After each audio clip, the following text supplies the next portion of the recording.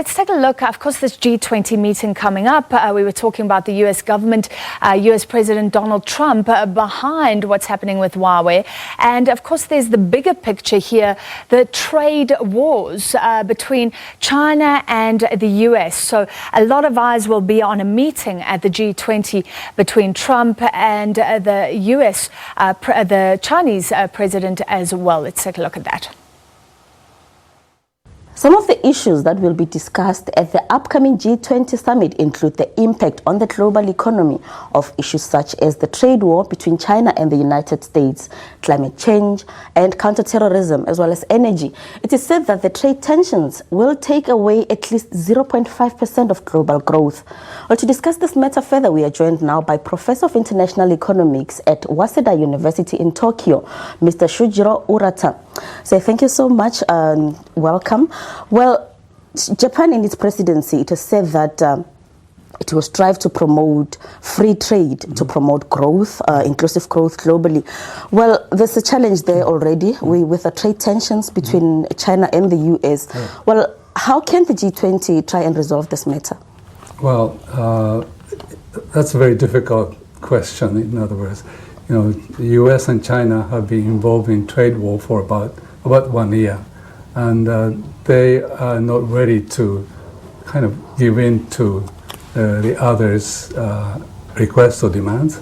So at least what I like to see happen is that they make a deal, that they'll stop escalating this trade war. That's the first thing I like to see happen. And thanks to, I guess, agreement between Mr. Trump, President Trump and President Xi, they're going to have a summit.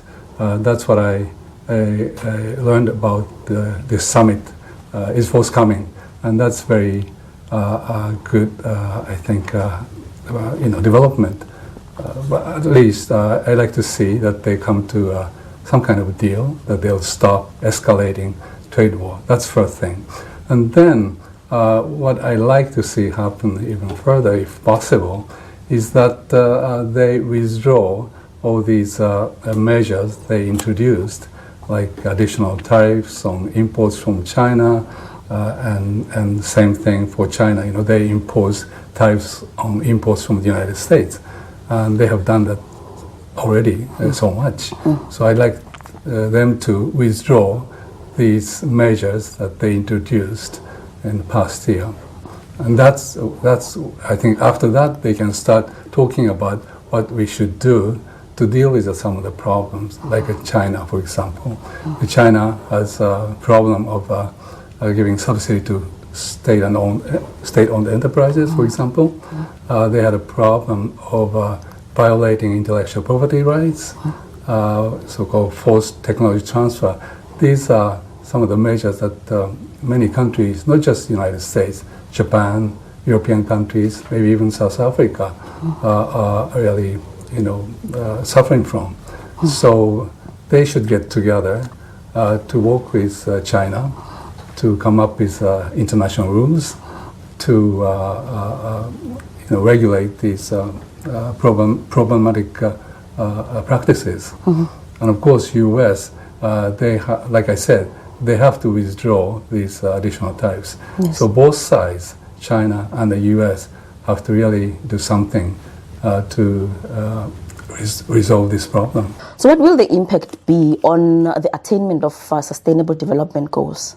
Well, sustainable development goal is to, say, create the society economy where everybody really can enjoy benefits from economic growth. And that is sustainable growth, and also like environment, and these issues will be discussed. But again, if China and the U.S. keep on kind of, competing each other, that will not lead to any solution or any, measures to achieve sustainable economic goals. So, I'd like to see China and the U.S. come to an agreement on many things, including sustainable development goals, getting rid of this trade wars and so on. Thank you, Prof, for taking the time talking to us. And that was Professor Shujiro Urata from Waseda University talking to us there about the impact that the trade tensions will have on the global economy. It's back to you in Johannesburg.